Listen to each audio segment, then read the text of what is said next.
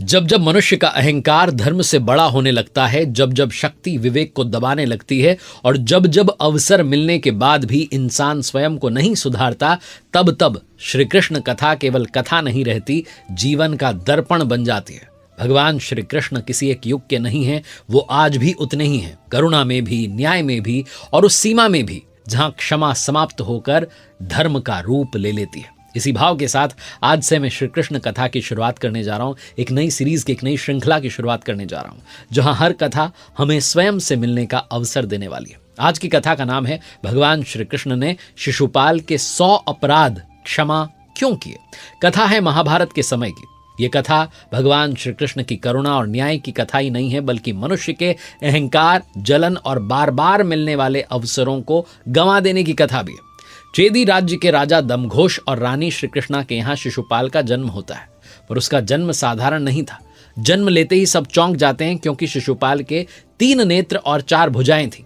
चेहरे पर क्रोध का और घृणा का भाव था और गधे की तरह वो चीख रहा था। रानी डर जाती है, राजा दमघोष भी विचलित हो उठते हैं। दोनों अपशकुन मानते हैं और इस बालक को त्याग देने का विचार करते हैं। लेकिन तभी आकाशवाणी होती है। आकाशवाणी होती है कि ये बालक असाधारण वीर होगा। आकाशवाणी होती है कि इसकी मृत्यु उसी के हाथों होगी जिसकी गोद में जाते ही इसके जो अतिरिक्त अंग हैं ये सामान्य हो जाएंगे। तब राजा और रानी ने निश्चय किया कि सभी प्रमुख योद्धाओं को, राजाओं को बुलाया जाएगा। एक भव्य सभा जो है वो सजाई गई। एक एक करके सभी की गोद में बालक को दिया गया, पर कोई परिवर्तन नहीं हुआ।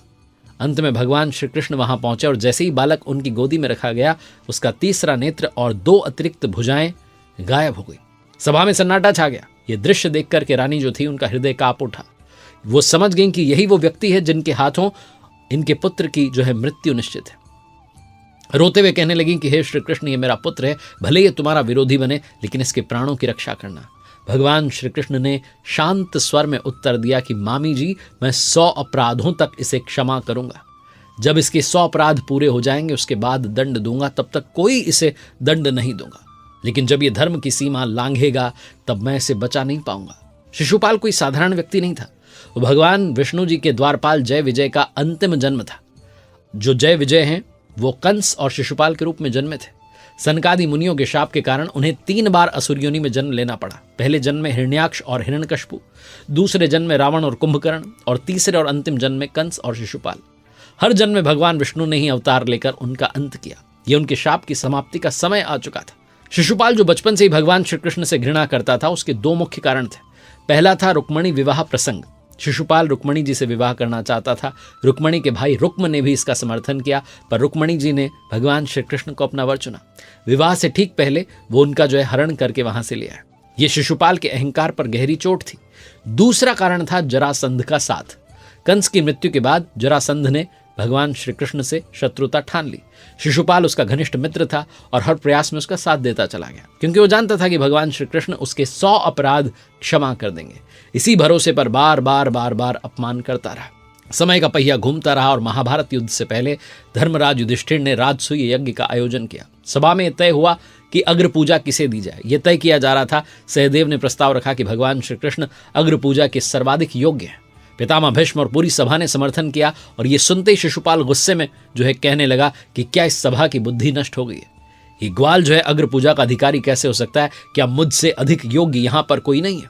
सभा में तनाव फैल गया, पर श्री कृष्ण ने सबको शांत किया और कहा, शिशुपाल, मैं अब तक तुम्हारे अपराध क्षमा करता आया, पर तुम्हारी घृणा तुम्हें विनाश की ओर ले जा रही है, अब भी संभल जाओ। लेकिन शिशुपाल रुकानी अपशब्द कहता गया, जो है गलत बातें कहता गया। जब उसके 100 अपराध पूरे हो गए तो भगवान श्री कृष्ण ने कहा, अब सीमा तुमने लांघ दी है, सीमा समाप्त हो चुकी है। धर्म की रक्षा के लिए मुझे अपना कर्तव्य निभाना होगा। उन्होंने सुदर्शन चक्र चलाया और क्षण भर में शिशुपाल का सिर जो था धड़ से अलग हो गया। उसी क्षण उसके शरीर से एक दिव्य ज्योति निकली जो भगवान के चरण कमलों में समा गई।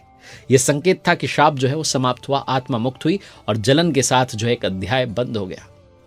भगवान श्री कृष्ण की कथा का संदेश क्या है कि प्रभु दंड देने से पहले अवसर देते हैं, पर जब अहंकार, जब आपके विकार आपके अवसरों को ठुकरा देते हैं, तब न्याय आवश्यक हो जाता है। ये कथा शिशुपाल की नहीं, हम सब की है, क्योंकि हर जीवन में भगवान श्री कृष्ण हमें भी सुधरने के 100 अवसर देते हैं।